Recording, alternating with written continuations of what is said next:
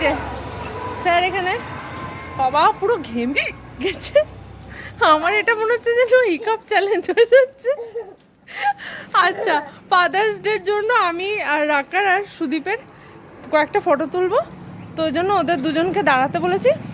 ঠিক আছে, ওরা দাঁড়িয়েছে। যখনই আমি ফোকাসে করে ফটোটা তুলছি তখনই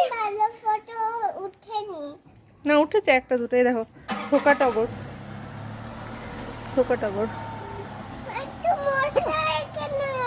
হ্যাঁ দেখেছিস ফ্লাওয়ার গুলো কি সুন্দর। না নিও না, থাক না, না নিও না শোনো। নিবি? বকবে আন্টি জানিস তো একদিন। কেন? ওকে দেখি দে ভিডিওতে।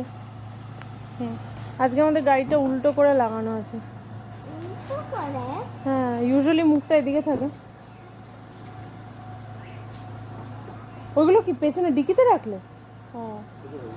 না ঠিকই।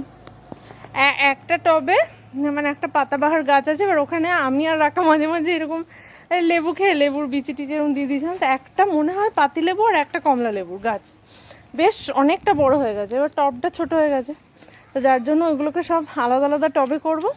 আর তুলসী গাছটা যে টবে লাগিয়েছিলাম ওই টবটার কিছু একটা প্রবলেম হয়েছে, যার জন্য জল দিলে একদম ঝরঝর করে নিচ দিয়ে জলটা বেরিয়ে যাচ্ছে। মানে নিচে যে ফুটো করেছে তার পাথর ফাথর রাখে, তো মনে হয় সরে গেছে বা সামথিং, মাটিও বেরিয়ে যাচ্ছে আর জলও বেরিয়ে যাচ্ছে, থাকছে না মাটিটাতে জল। তো একদম অসুবিধা হচ্ছে, বেশ কয়েকদিন ধরেই অসুবিধা হচ্ছে।